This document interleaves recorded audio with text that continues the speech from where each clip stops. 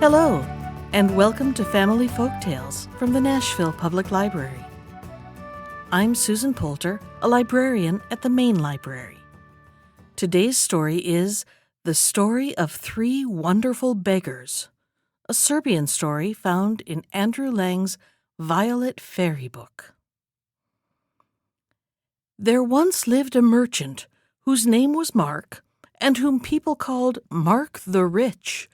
He was a very hard-hearted man, for he could not bear poor people, and if he caught sight of a beggar anywhere near his house, he would order the servants to drive him away, or would set the dogs on him. One day, three very poor old men came begging to the door, and just as he was going to let the fierce dogs loose on them, his little daughter Anastasia crept close up to him and said, "Dear Daddy, let the poor old men sleep here tonight, to please me." Her father could not bear to refuse her, and the three beggars were allowed to sleep in a loft, and at night, when everyone in the house was fast asleep, little Anastasia got up, climbed up to the loft, and peeped in. The three old men stood in the middle of the loft, leaning on their sticks, with their long gray beards flowing down over their hands, and were talking together in low voices. "What news is there?" asked the eldest. "In the next village, the peasant Ivan has just had his 7th son. What shall we name him, and what fortune shall we give him?" said the second. The third whispered, "Call him Vasily, and give him all the property of the hard-hearted man in whose loft we stand, and who wanted to drive us from his door." After a little more talk, the three made themselves ready and crept softly away. Anastasia, who had heard every word, ran straight to her father and told him all. Mark was very much surprised. He thought, and in the morning he drove to the next village to try and find out if such a child really had been born. He went first to the priest and asked him about the children in his parish. "Yesterday," said the priest, "a boy was born in the poorest house in the village. I named the unlucky little thing Vasily. He is the 7th son, and the eldest is only 7 years old, and they hardly have a mouthful amongst them all. Who can be got to stand godfather to such a little beggar boy?" The merchant's heart beat fast, and his mind was full of bad thoughts about that poor little baby. He would be godfather himself, he said, and he ordered a fine christening feast. So the child was brought and christened, and Mark was very friendly to its father. After the ceremony was over, he took Ivan aside and said, "Look here, my friend. You are a poor man. How can you afford to bring up the boy? Give him to me, and I'll make something of him. And I'll give you a present of 1,000 crowns. Is that a bargain?" Ivan scratched his head and thought, and then he agreed. Mark counted out the money, wrapped the baby up in a fox skin, laid it in the sledge beside him, and drove back towards home. When he had driven some miles, he drew up, carried the child to the edge of a steep precipice, and threw it over, muttering, "There, now try to take my property." Very soon after this, some foreign merchants traveled along that same road on the way to see Mark and to pay the 12,000 crowns which they owed him. As they were passing near the precipice, they heard a sound of crying, and on looking over, they saw a little green meadow wedged in between two great heaps of snow, and on the meadow lay a baby amongst the flowers. The merchants picked up the child, wrapped it up carefully, and drove on. When they saw Mark, they told him what a strange thing they had found. Mark guessed at once that the child must be his godson, and asked to see him, and said, "That's a nice little fellow. I should like to keep him. If you will make him over to me, I will let you off of your debt." The merchants were very pleased to make so good a bargain, left the child with Mark, and drove off. Then at night Mark took the child, put it in a barrel, fastened the lid tight down, and threw it into the sea. The barrel floated away to a great distance, and at last it floated close up to a monastery. The monks were just spreading out their nets to dry on the shore when they heard the sound of crying. It seemed to come from the barrel, which was bobbing about near the water's edge. They drew it to land and opened it, and there was a little child. When the abbot heard the news, he decided to bring up the boy and named him Vasily. The boy lived on with the monks and grew up to be a clever, gentle, and handsome young man. No one could read, write, or sing better than he, and he did everything so well that the abbot made him the wardrobe keeper. Now it happened about this time that the merchant, Mark, came to the monastery in the course of a journey. The monks were very polite to him and showed him their house and church and all they had. When he went into the church, the choir was singing, and one voice was so clear and beautiful that he asked who it belonged to. Then the abbot told him of the wonderful way in which Vasily had come to them, and Mark saw clearly that this must be his godson, whom he had twice tried to kill. He said to the abbot, "I can't tell you how much I enjoy that young man's singing. If he could only come to me, I would make him overseer of all my business. As you say, he is so good and clever. Do spare him to me. I will make his fortune and will present your monastery with 20,000 crowns. The abbot hesitated a good deal, but he consulted all the other monks, and at last they decided that they ought not to stand in the way of Vasily's good fortune. Then Mark wrote a letter to his wife and gave it to Vasily to take to her. And this was what was in the letter.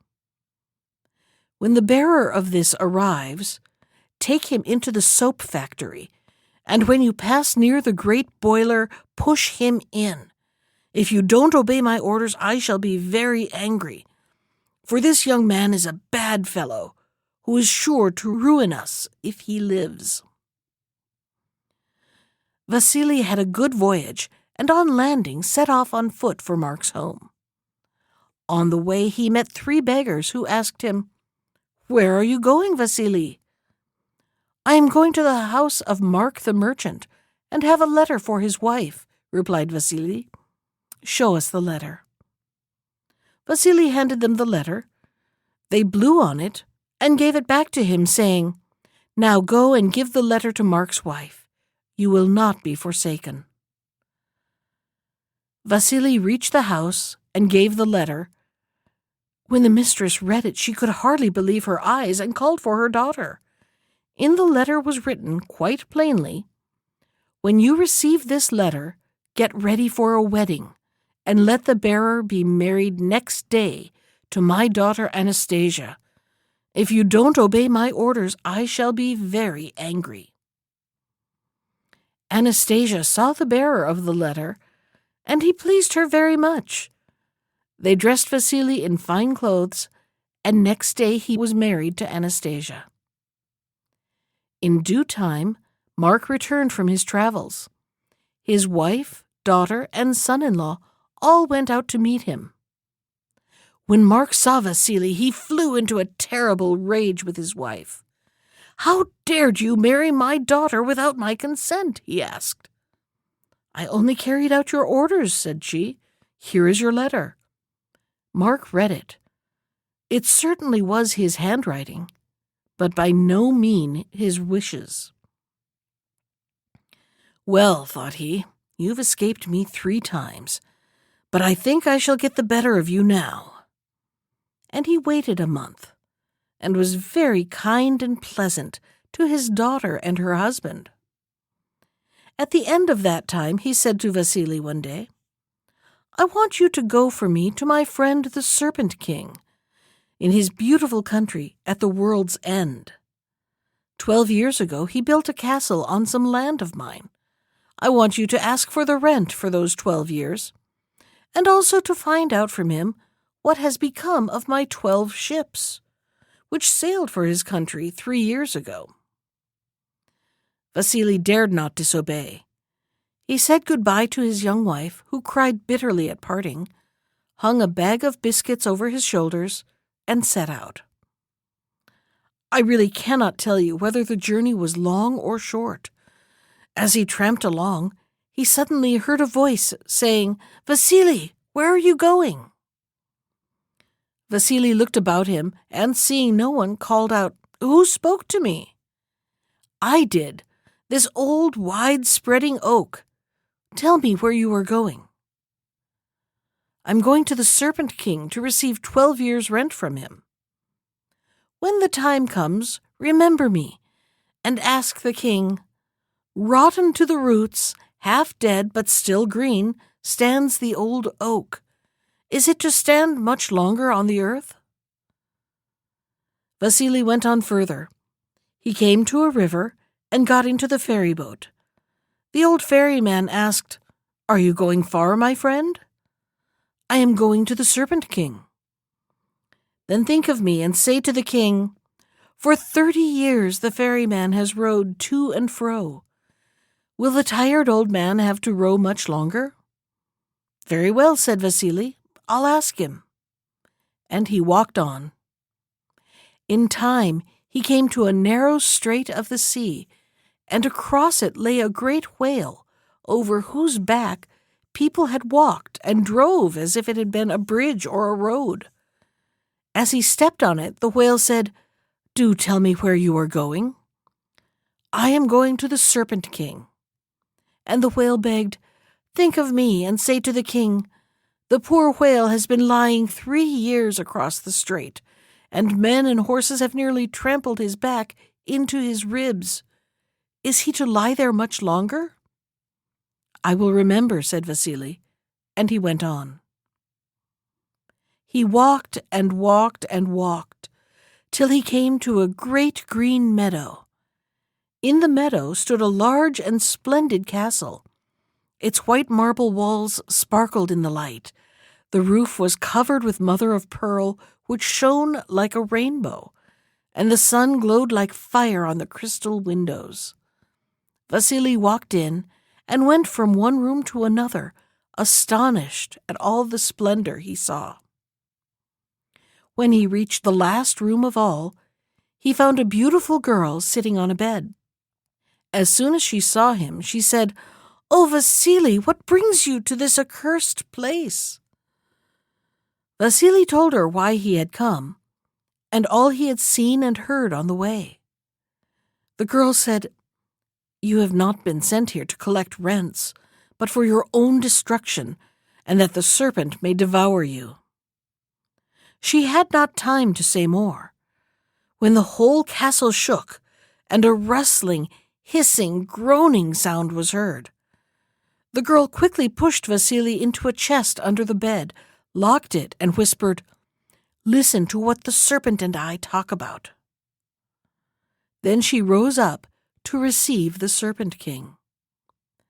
The monster rushed into the room and threw itself panting on the bed, crying, "I've flown half over the world. I'm tired, very tired, and want to sleep. Scratch my head." The beautiful girl sat down near him, stroking his hideous head, and said in a sweet, coaxing voice, "You know everything in the world. After you left, I had such a wonderful dream. Will you tell me what it means?" "Out with it then, quick. What was it?" "I dreamt I was walking on a wide road, and an oak tree said to me, 'Ask the king this. Rotten at the roots, half dead and yet green, stands the old oak. Is it to stand much longer on the earth?' It must stand till someone comes and pushes it down with his foot.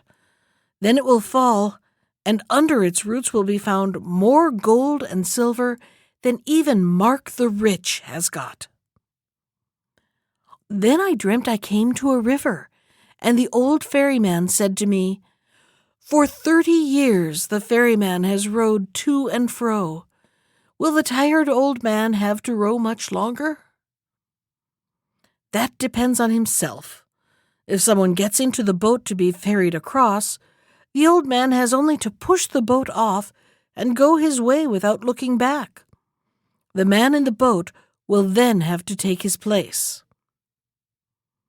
And at last I dreamt that I was walking over a bridge made of a whale's back, and the living bridge spoke to me and said, "Here have I been stretched out these 3 years, and men and horses have trampled my back down into my ribs. Must I lie here much longer?" He will have to lie there till he has thrown up the 12 ships of Mark the Rich, which he swallowed. Then he may plunge back into the sea and heal his back. And the Serpent King closed his eyes, turned round on his other side, and began to snore so loudly that the windows rattled. In all haste, the lovely girl helped Vasily out of the chest and showed him part of his way back. He thanked her very politely and hurried off. When he reached the strait, the whale asked, "Have you thought of me?" "Yes, as soon as I am on the other side, I will tell you what you want to know." When he was on the other side, Vasily said to the whale, "Throw up those 12 ships of Mark's which you swallowed 3 years ago." The great fish heaved itself up and threw up all the 12 ships and their crews. Then he shook himself with joy and plunged into the sea. Vasily went on further till he reached the ferry, where the old man asked, "Did you think of me?" "Yes, and as soon as you have ferried me across, I will tell you what you want to know." When they had crossed over, Vasily said, "Let the next man who comes stay in the boat, but do you step on shore, push the boat off, and you will be free, and the other man must take your place." Then Vasily went on further still, and soon came to the old oak tree, pushed it with his foot, and it fell over. There at the roots was more gold and silver than even Mark the Rich had. And now the 12 ships which the whale had thrown up came sailing along and anchored close by. On the deck of the first ship stood the 3 beggars whom Vasily had met formerly, and they said, "Heaven has blessed you, Vasily." Then they vanished away, and he never saw them again.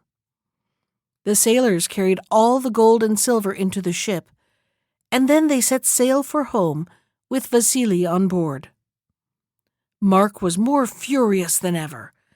He had his horses harnessed and drove off himself to see the Serpent King and to complain of the way in which he had been betrayed. When he reached the river, he sprang into the ferryboat.